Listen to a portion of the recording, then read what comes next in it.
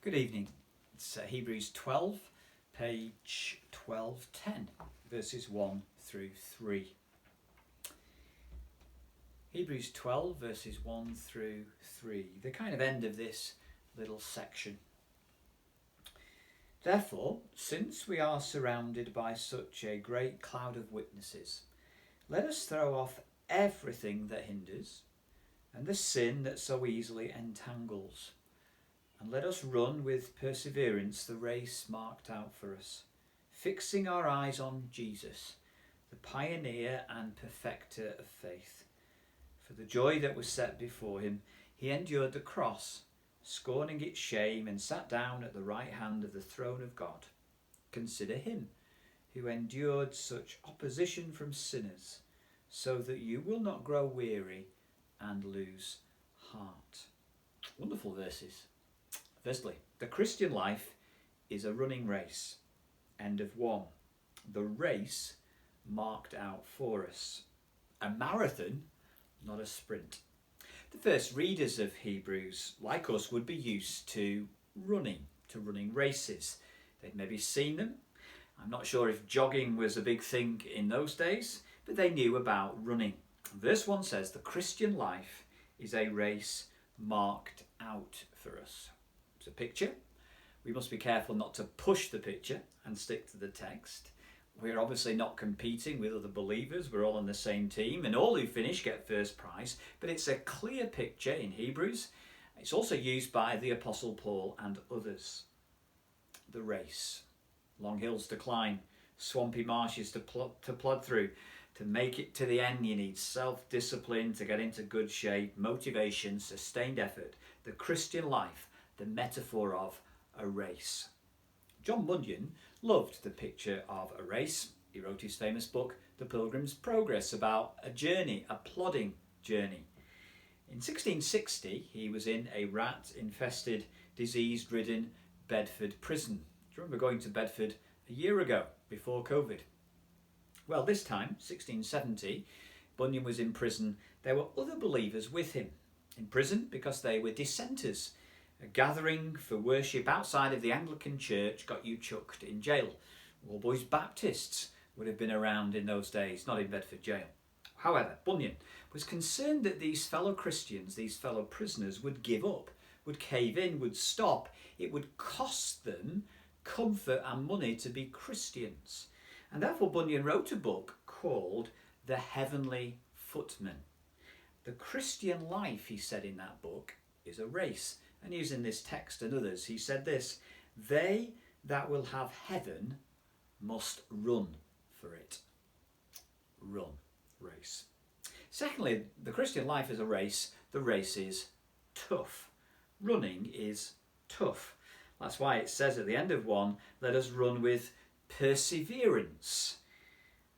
Bunyan again wrote, the Christian life is a long and tedious journey through this howling wilderness. And we have seen in Hebrews 11, the life of faith, the race of faith, was mostly mundane, slog. Verse 2, Jesus had to endure. You endure hard things. He endured the cross, its loneliness, its shame. Verse 3, Jesus endured the toughness of opposition from sinners, hostility. And at the end of 3, the implication is we endure the temptation to grow weary, to lose heart, to give up, to lose enthusiasm, to lose our purpose, to lose our courage. And Hebrews warns of those who begin but do not make it to heaven. The Christian life is a race, and a race running is tough. But thirdly and finally, how can we run and finish? These 3 verses give us encouragements to run and to finish. Verse 1, run thinking of others who've gone before us and made it. Therefore, since we are surrounded by such a great crowd or cloud of witnesses, of fellow runners who have gone before. Others have done it, so can you. I don't think this text means that Abraham and Moses and David are watching us and cheering us, as it were, from heaven.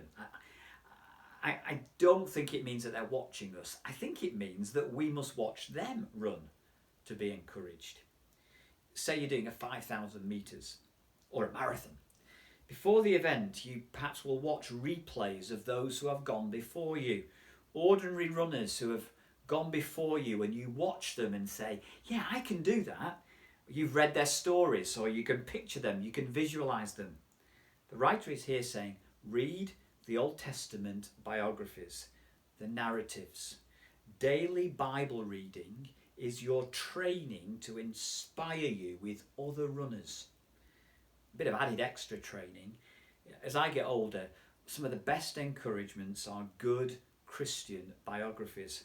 I've just read again Faith's Cook, brilliant short biography of Bunyan. Hey, these ordinary runners ran the race, so can I. How can we run and finish? Thinking of others, run light. Let's throw off everything that hinders and the sin that so easily entangles.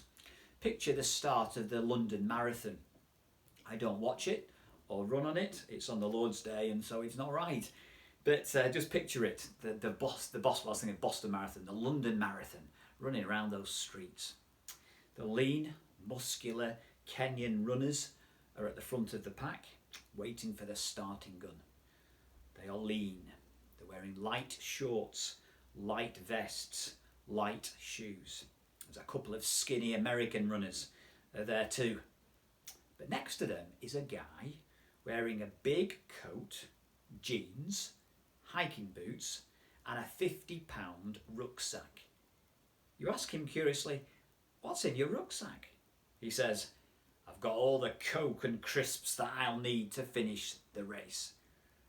You're thinking, right, that guy won't stand a chance of finishing, let alone winning, because he's not thrown off everything that hinders.